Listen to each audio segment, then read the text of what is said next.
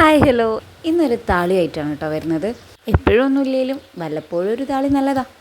ഏറ്റവും എളുപ്പത്തിൽ കിട്ടുന്ന കുറച്ച് സാധനങ്ങൾ കൊണ്ട് നമ്മുടെ ചെമ്പരത്തീൻ്റെ ഇല, പൂവില്ലാത്തതുകൊണ്ട് ഇല മാത്രമേ ഉള്ളൂ. പിന്നെ ഇതാ മരം, മനസ്സിലായോ? കറിവേപ്പിലയാണ് കേട്ടോ. മരം നീണ്ട് വളർന്നെങ്കിലും മുകളിലേക്ക് കാട് പിടിച്ച പോലെ ഒരു വൃത്തിയില്ലാതെ വളർന്ന്.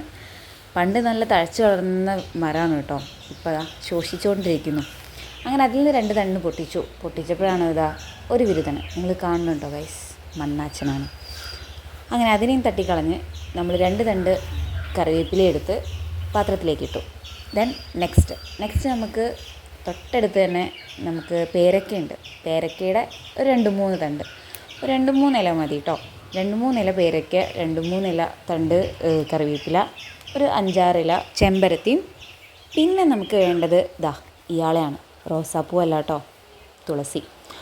അയാളെ നോക്കാൻ പോയപ്പോഴാണ് അതിലിരിക്കുന്നു ഒരു പുൽച്ചാടി.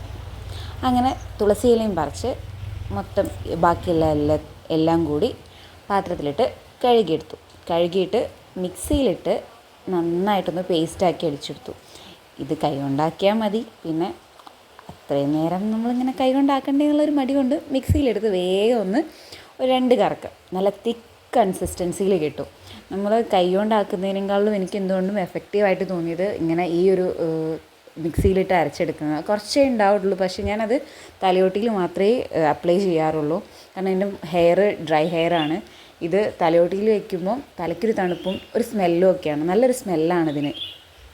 മാത്രമല്ല ഇങ്ങനെ പേസ്റ്റ് ആയതുകൊണ്ട് തന്നെ ഇത് കഴുകിക്കളയാൻ വലിയ പാടുമില്ല. നമുക്ക് കുറേ പൊടി പോലെയൊന്നും തലയിൽ ഇങ്ങനെ കിടക്കില്ല. താളി ഇഷ്ടപ്പെട്ടാൽ ട്രൈ ചെയ്ത് നോക്കൂ കേട്ടോ. Thank you.